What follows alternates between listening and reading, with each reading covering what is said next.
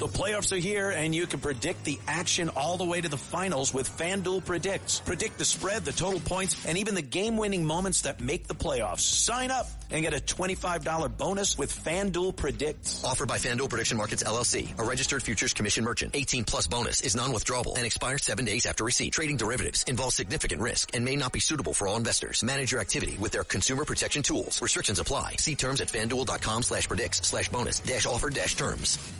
Excuse me! Taxi!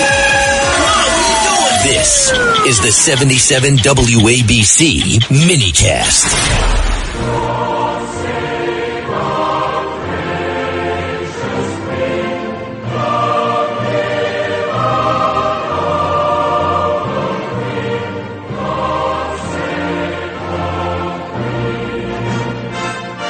Well, the king is spending his day in New York City today, and he's got a busy schedule.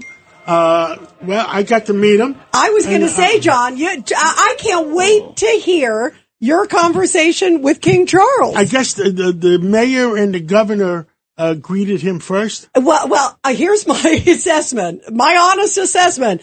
It looks like he spent a lot more time with you than he definitely spent with Mondani. I talked to him for about 3-4 minutes, Oh, you spent about 20 times more time than he spent with Mondani. Yeah. I didn't see Mondani at all. Yeah, he was in the middle of the crowd. I was looking through the crowd, and suddenly I saw this little head, and I was like, okay, there's Governor Hochul. It looked like she talked to Camilla and to the king, and then about 2 people over was Mondani, but it was like a flash in the pan. Like, I was like, wait, is that Mondani? And it definitely was. A prominent figure there and spent a lot of time with the king was Mayor Bloomberg. Yeah, because he built the 9/11 help with the memorial. And they were, don't forget, he was about, oh my God, there was about 50, 75, 100 people, and they had me in the front row. And the king and Bloomberg was the first one to greet him as he came through the tent, as he parked on the old Henry Hudson Parkway. That's my old expression. Yeah. and he came through the tent, and he greeted Bloomberg, and together they went down one road, and we were all lined up the other road, and he turns around. I guess that's where he met the governor down the other end. And then he came down and greeted everybody. And you got some good time with him. So what did he say to you? What did you say to him? I said to him that King Constantine, which he was the king of Greece, and the Greeks get upset. The former king of Greece, because Greece doesn't have a kingdom. Who we went to Cuba with. And we went to Cuba with him. Yep. And and because of him, Castro built us a beautiful church in Cuba, and you were there with me. I remember. And his son, Prince Pablo, who's in our studio all the time. Who we love. His Royal Highness Prince Pablo, and he's the crown prince. I found out what the word crown prince means. That means he's next in line to be king. Wow. And his dad died, but his mother is the official queen now.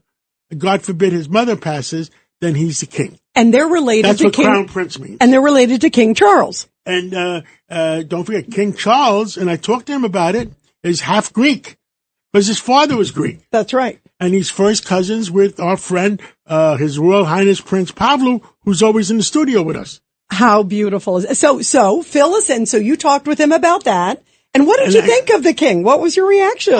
By the way, I was I said it last night, I was very, very much impressed with the speech he gave last night, both in Congress and at the White House last night. He was so eloquent. And I think the whole purpose of his visit is because they have that socialist prime minister that really pissed off President Trump. I think the mission of King Charles was to come here and reiterate the bonding between the United States of America and the United Kingdom. Yeah, that makes a lot of sense. And he did a good job. He did a great job. The American people fell in love with him. Yes. And they loved him, and he spoke very well. So I think the person that should watch out is that prime minister. I don't remember his name. Keir Starmer. I sadly remember his name. But you're right, John. And the other things that people are saying, there's a Wall Street Journal article that the Wall Street, the London real estate is going down the sewer.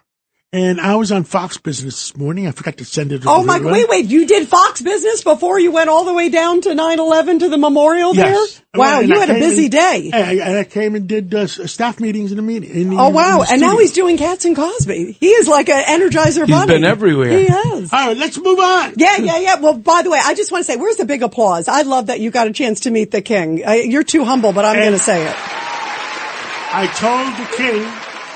told the king to watch out for my wife and my daughter, who's going to be at the dinner tonight. That's going to be great. I can't wait to see pictures, and I can't wait to hear from Margot and from Andrea. Well, I had a whole bunch of videos until Mike Bloomberg says, put away that video. You're too close to the king. Oh, really? Oh. So I asked our digital department to take all the mess of all the videos and put them together, and we'll put them on the WABC website. And I have a feeling you're going to get some great official pictures, because there were cameras everywhere. So I have a feeling we're going to see lots of amazing ones. Friends. Born on America's darkest day of 9/11, the Tunnel to Towers Foundation has been helping America's heroes ever since. Heroes like FDNY Lieutenant Edward J. McDonough Jr., a Marine Corps veteran and lifelong public servant. After 9/11, McDonough served at Ground Zero. He later lost his life to a related cancer, leaving behind his wife Kimberly and their 5 children. Tunnel to Towers honored his sacrifice by paying off the family's mortgage. Donate $11 monthly and amplify your impact with a car or land donation. Go to T2T.org today.